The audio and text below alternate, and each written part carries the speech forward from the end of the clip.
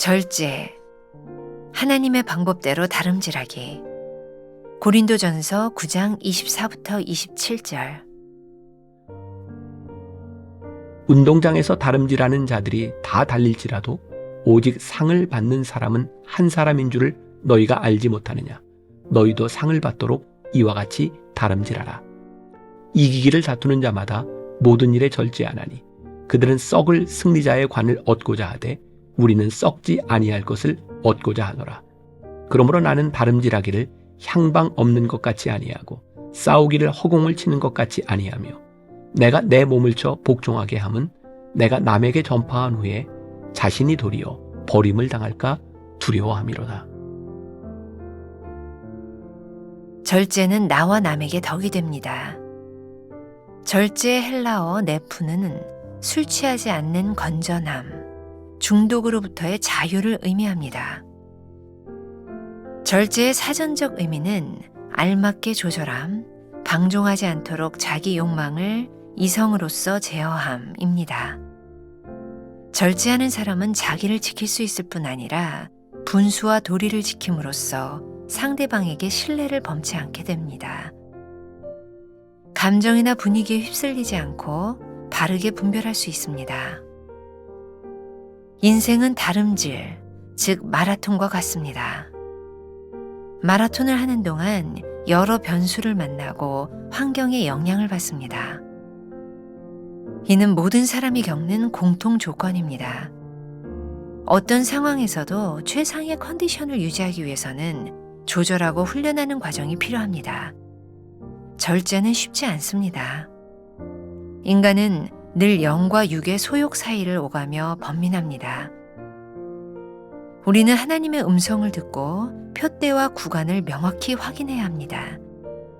최상의 컨디션으로 구간을 완주하기 위해서는 절제하며 훈련해야 합니다. 불필요한 모든 것을 가지치기에 나가는 것입니다. 바울도 끊임없이 절제하며 다름질했습니다.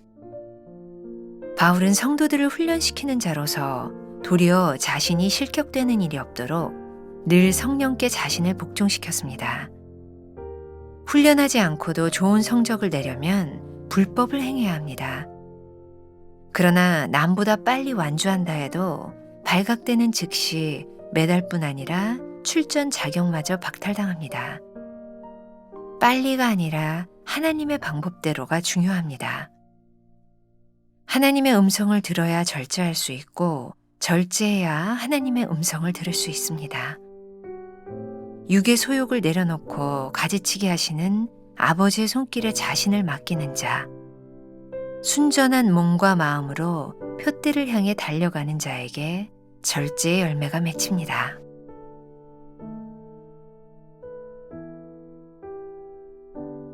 나는 어떻게 다름질하고 있습니까?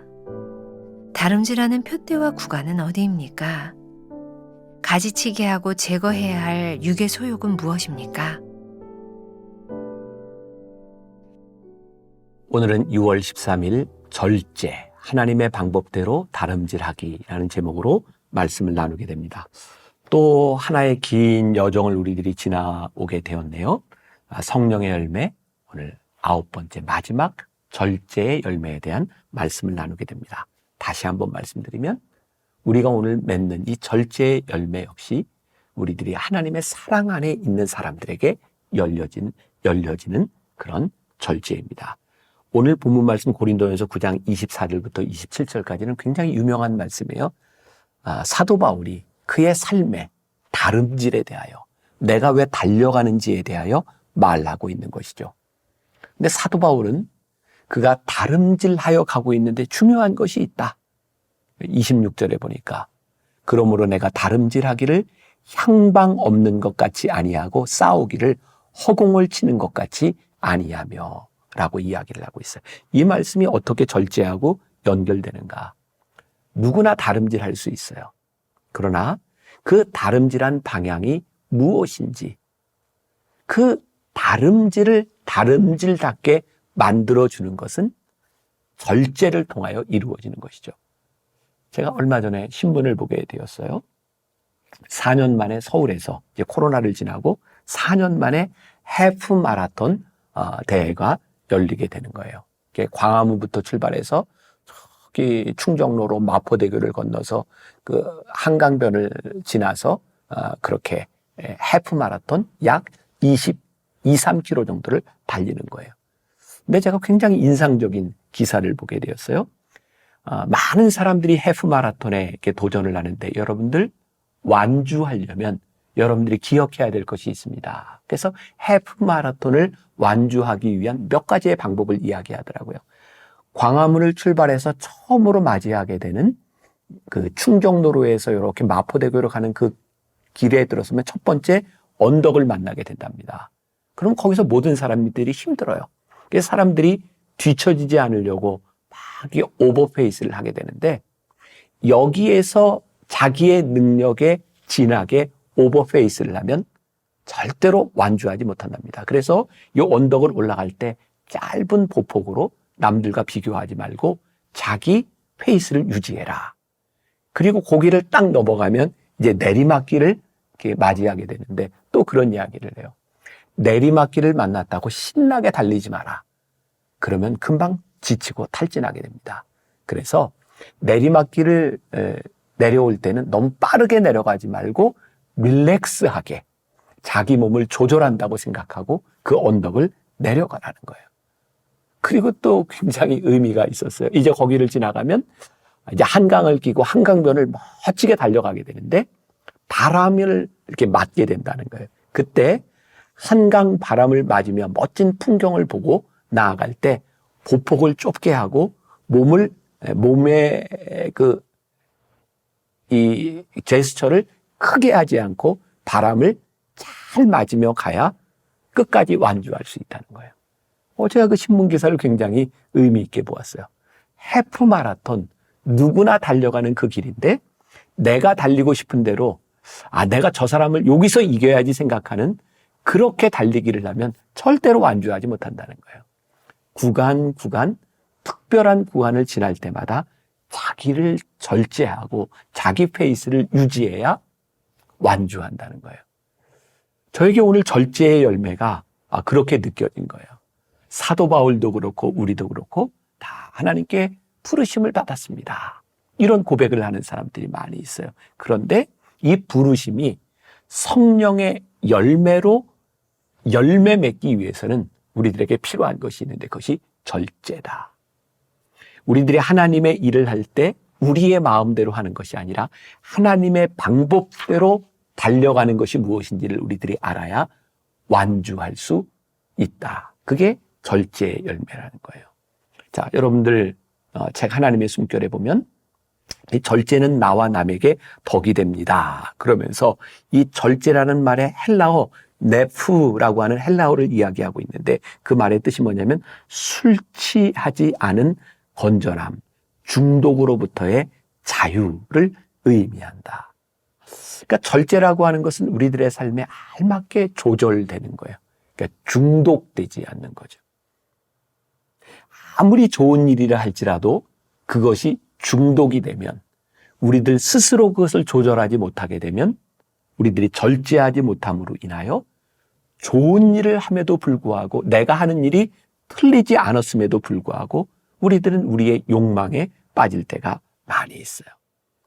나를 절제하지 못하는 그 어떤 행동도 방종으로 흐를 수밖에 없는 것이죠. 우리 크리스찬들에게 참 중요한 말 같아요.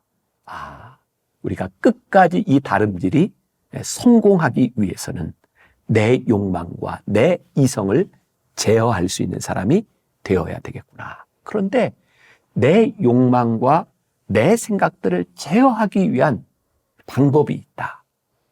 자, 제가 오래전 성령의 열매에 대한 설교를 할 때 벌써 한 15, 16년 전인 것 같아요. 그때 절제에 대한 이야기를 하면서 써놨던 글이 있습니다. 읽어드릴게요. 여러분은 왜 절제하며 무엇을 위해 다름질하고 있습니까? 아니, 무엇을 향해 끊임없이 달려가고 있습니까? 중요한 것은 속도가 아니라 방향입니다. 여러분들은 무엇을 위해 그렇게 열심히 사십니까? 여러분들의 삶에 풍성한 열매를 맺는 방법이 무엇이라고 생각을 하십니까? 참 안타깝게도 조금 사역에 문제가 있었던 전병욱 목사가 그의 책 젊은 사자는 썩은 고기를 먹지 않는다 해서 이런 말을 했어요. 중요한 것은 하나님과의 거리다. 저에게 이 책의 저자는 많은 생각을 하게 했던 부분이기도 하죠. 저렇게 훌륭하다고 생각했던 그 사람의 절제하지 못함으로 인하여 이런 어려움, 이런 좋지 않는 일을 경험할 수 있겠구나. 그가 썼던 글인데 중요한 것은 하나님과의 거리다. 근데 그 거리가 하나님과의 거리가 제대로 되지 않음으로 인하여 이렇게 추락할 수 있는 것이구나. 저에게는 그분을 비난하고 싶은 마음보다 저에게도 다가올 수 있는 하나의 무서움으로 느껴졌어요. 절제하지 못한다면. 오늘 말씀을 듣고 있는 여러분들의 삶에서도 절제하지 못한다면, 하나님과의 거리가 제대로 맞춰지지 않는다면 우리는 다 방종할 수 있는 사람들이구나. 자, 계속해서 읽어드립니다. 다윗이 그렇게 훌륭한 용사가 될 수 있었던 비결과 그의 삶에서 늘 절제된 신앙인의 모습이 가능했던 것은 바로 늘 하나님과 근거리에 있었다는 사실이죠. 다윗은 새벽을 깨우는 사람이었을 때 문제가 없었어요. 그런데 어느 날 황혼역에 일어나서 하나님과의 관계가 멀어지기 시작했을 때 다윗은 절제하지 못하고 죄를 짓게 되죠. 신명기 34장 10절에서는 모세가 그토록 강력한 지도자가 될 수 있었던 비결을 바로 하나님과의 거리에서 찾고 있습니다. 그 후에는 이스라엘의 모세와 같은 선지자가 일어나지 못하였나니 모세는 여호와께서 대면하여 아시던 자요 라고 말씀하고 있어요. 어제도 온유에 대한 이야기를 하면서 모세가 본래 어떤 사람이었는가는 이야기를 했죠. 근데 하나님은 출애굽하는 여정에서 모세에 대하여 이전에 우리가 알고 있던 사람 모세가 아니라 그는 온유함이 지면에 어떤 사람들보다도 더했다라고 이야기하고 있는데 그 답이 여기에 있는 거예요. 모세는 하나님께서 대면하여 아시던 자요. 하나님과 근거리. 이것은 물리적인 거리를 의미하는 것이 아니라는 것을 아시겠죠? 하나님과 가까이 있었다는 거예요. 북극과 남극에 만년설이 있는 이유는 단 하나입니다. 태양과의 거리가 멀기 때문에 태양빛이 도달하는 양이 적기 때문입니다. 인도네시아나 말레이시아, 브라질 같은 나라에 열대 우림이 무성하고 물이 풍성한 이유가 있다면 태양과 가깝기 때문입니다. 태양과 가까우면 넘치는 생명력이 있습니다. 열매가 있습니다. 우리가 끊임없이 다름질하여 나아가는 방향이 하나님과 가까이 하기 위한 곳이어야 합니다. 기도하고 예배하고 말씀을 보고 우리의 삶이 하나님과 멀어져 얼어붙지 않도록 하나님을 향하여 끝까지 나아가야 합니다. 우리들의 가장 큰 착각은 하나님을 믿는다고 하면서 하나님을 의식하지 않는 것이요. 하나님을 믿는다고 하면서도 하나님께서 우리들의 삶에서 가장 가까운 곳에 계시지 않는다는 것입니다. 절제의 열매는 우리가 하나님과 가장 가까이 있을 때 일어나는 역사입니다. 하나님 그분이 우리들의 삶에서 지속적으로 삶을 결단하는 이유가 될 때 절제가 가능합니다. 그래서 사도 바울이 가장 두려워했던 것이 오늘 본문 27절인 거죠. 내가 내 몸을 쳐 복종하게 함은 내가 남에게 전파된 후에 자기가 도리어 버림이 될까 두려워함이로다. NIV 성경에서 버린다고 하는 말을 영어의 disqualify라는 말로 사용하고 있어요. 실격되었다는 거예요. 자격을 상실했다는 거예요. 자, 절제의 목적이 분명해졌어요.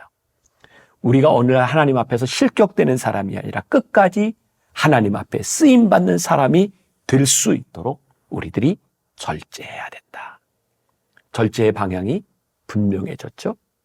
하나님이 우리를 쓰실 수 있도록 그 상태를 유지하는 것이 절제입니다. 오늘 우리가 살아가는 일상 가운데서 야, 하나님이 나를 쓰실 수 있는 상태야 라고 말할 수 있는 그 상태를 유지하는 것. 그것이 절제입니다. 오늘 저와 여러분들에게 부족하지만 이 절제의 열매를 맺는 하루가 되었으면 좋겠습니다. 기도하겠습니다. 성령의 열매인 절제가 우리들에게서도 맺혀지기를 원합니다. 하나님의 방법대로 살아가는 것이 절제인데 우리가 그 절제를 잃어버리고 향방 없이 나아갈 때가 많이 있었습니다. 오늘 우리의 삶을 돌아보며 하나님 보시기에 합당한 그 방향에 서 있음을 확인하는 사람. 아, 나도 절제의 열매를 맺고 있구나. 고백할 수 있는 하루가 되게 하여 주옵소서. 예수님의 이름으로 기도했습니다. 아멘.